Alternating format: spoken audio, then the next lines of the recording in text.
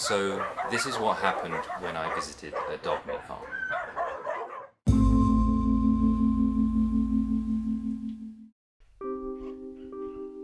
This is somewhere outside Seoul in South Korea. A relatively small dog farm, and it really changed the way I see the dog meat trade. I was tipped off by some contacts found via a Korean charity called CARE, the Coexistence of Animal Rights on Earth. CARE have been campaigning to end the dog meat trade and have rescued hundreds of dogs from farms and markets. More importantly, they work very hard to change the attitudes and habits of Korean people, to find ways to stop the trade and help the farmers find alternative sources of income.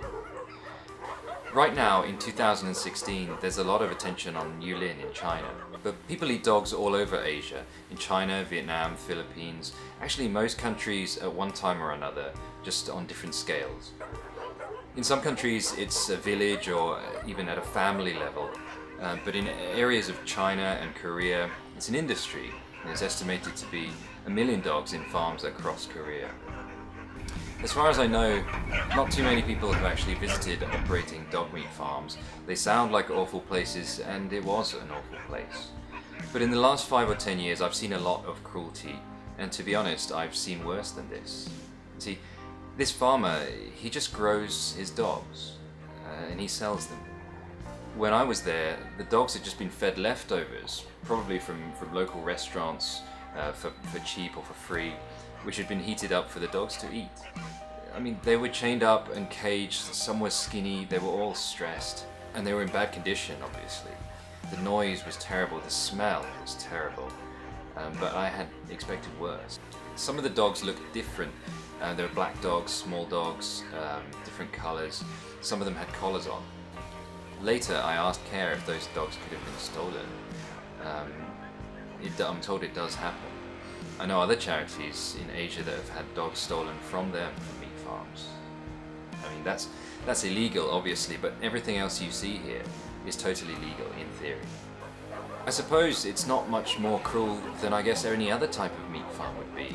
This farmer was just a guy doing his job. I don't think he was any different to the farmers that I visited on school trips in the countryside in the UK 20 years ago, and that surprised me. I assumed this place would be brutal, but generally where the brutality happens is at the markets and the restaurants, not at the farms. Afterwards, I showed the footage to CARE, and I'm told that a lot of the dog farms are much worse than this, and I believe them.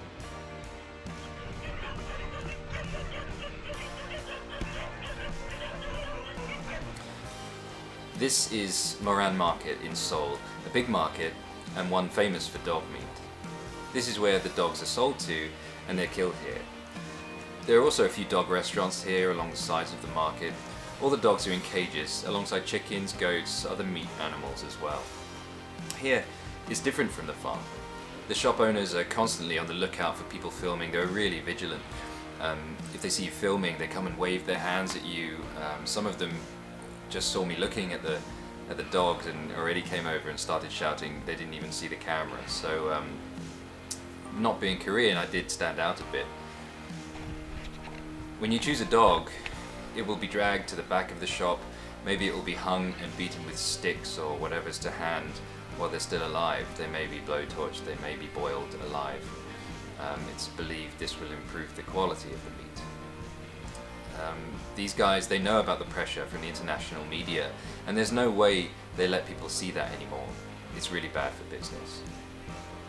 A common question is, isn't it hypocritical of you to try and stop dog meat but eat other meat? Well, there's a couple of reasons for this. Firstly, charities like CARE, they don't focus on dog meat, they promote a vegan lifestyle. But the smaller industry of the dog meat trade is a good target to start with.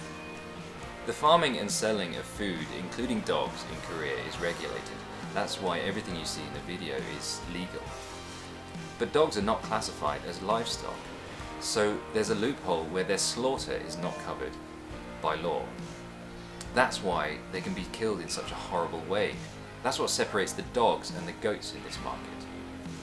Now, there's no wrong or right opinion here, but it is a fact that there is a difference in the suffering of these animals, and for some people, that's a good reason to focus on dog meat first.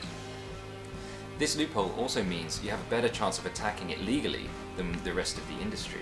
Close the loophole, stop the meat trade. It's another avenue of attack that the rest of the industry doesn't have.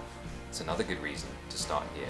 So if you have people calling you a hypocrite or sarcastically asking you why dogs are more important than cows, you can say they're not.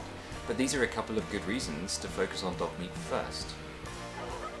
Another reason why the dog meat trade is a focus, it's no secret that people care about companion animals more than farm animals. We have more empathy for those that we live with. It doesn't mean it's right, it's just the way humans work. It's just a more effective and realistic way of changing our behavior. So, these dogs. There's not much hope for them. I could try and take one of the puppies, or I could try and buy him from the farmer. He'd buy another dog with that money. A charity could use donations to buy all these dogs and find homes for them. Well, people might not want their donations to go to a dog farmer. I know I wouldn't. Of course, part of me wishes they would do that, especially when, as with a lot of my work, I see their faces in the photographs when I get home, and I know that some of them are already dead.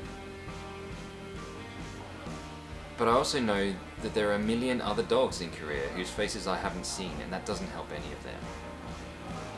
Every good charity knows you can't do things the easy way. Don't treat the symptoms, you need to fix the root of the problem. There are amazing people on the ground changing the attitudes of the people in their own culture. It's not glamorous, it can take decades and it's hard work, but that's the only real way to fix these huge problems. So this type of work, it's not easy for me. I just do what I always do. I try to get the footage. I say goodbye to some of the faces that have really caught my eye. And I try not to think about it until I get home.